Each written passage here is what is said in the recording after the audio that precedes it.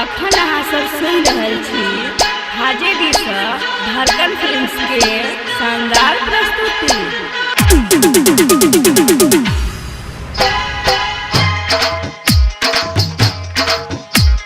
घास काट गेला छोरी भोरे में आ भोरे में आ काट ललको दांत छोरा ठोरे में।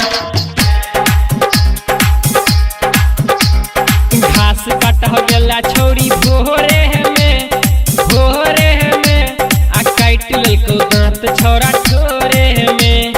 लेर पोछा लगला छोरी भोरे में आ लेर पोछा लगला छोरी भोरे में आ काट ललको दांत छोरा ठोरे में।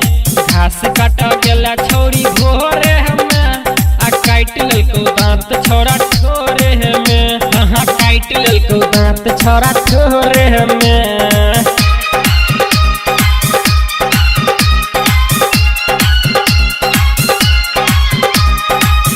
धड़कन फिल्म्स DJ मिथिलेश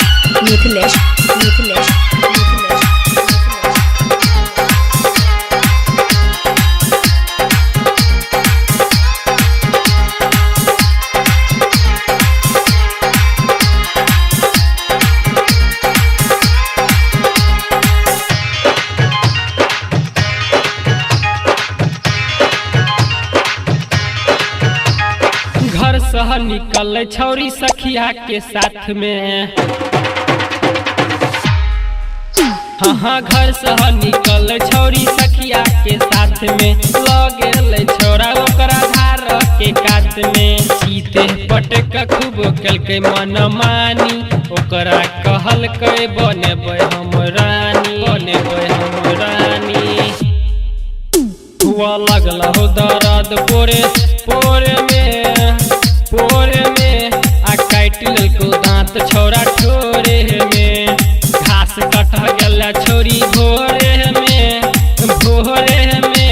आ काट ललको दांत छोरा ठोरे में। अखन अहाँ सब सुन रहल छी हाजीडी सँ धड़कन फिल्म्स के शानदार प्रस्तुति। DJ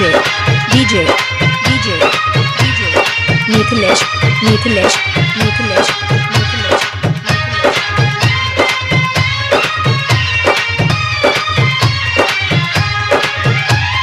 राजा कहल के की अभी है गे भोरे। हाँ राजा कहल के की अभी है गे भोरे। याद अबैया खाली हमरा गे तोरा बोला के हम रचबोगे खिस्सा द देबो अपना जायदाद में हिस्सा। छोरी बैठ गई धड़कन के कोहरे में आ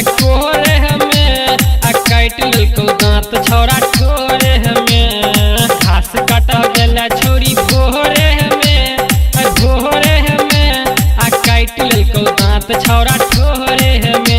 हाँ काट ललको दांत छोरा